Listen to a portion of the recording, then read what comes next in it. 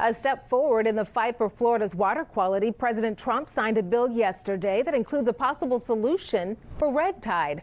But as the election approaches, officials are quick to take credit for this new project.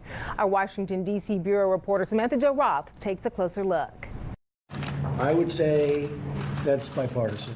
Building the reservoir south of Lake Okeechobee is now federal law. We've seen the water crisis. It's the #1 issue facing Florida right now. The new law will authorize more than $6 billion over the next 10 years for projects nationwide. And Florida lawmakers are highlighting their efforts to get the reservoir authorized. Senator Marco Rubio's office emphasizing the appropriations process won't happen overnight. In Congress, there's this two-step process. You got to get the money, but you also have to put in law the authorization to spend it.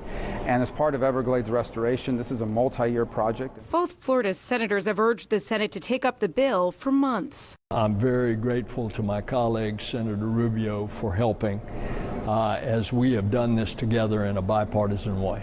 The ongoing algae crisis and spread of red tide have become a major flashpoint in the Florida Senate race. Governor Rick Scott continues to face criticism for not doing more to prevent it. We can't trust Red Tide Rick. The governor signed legislation for the project back in 2017. And while he praises the bill's signing, in a statement he added that Congress has failed to properly fund Everglades restoration, calling for a 50-50 cost share between the state of Florida and the federal government. Bill Nelson made a pledge 30 years ago to solve this problem. But Nelson's a talker, not a doer. Governor Scott has blamed Senator Nelson for delays in passing this legislation.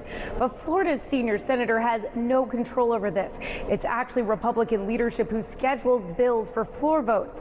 Adding to all the back and forth, President Trump, who said Nelson has been no help in securing this project via Twitter a few weeks ago. Well, it's campaign season, and that always happens. And suffice it to say that, WRDA has been something that we worked on here in the Senate.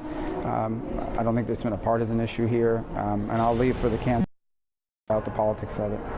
In Washington.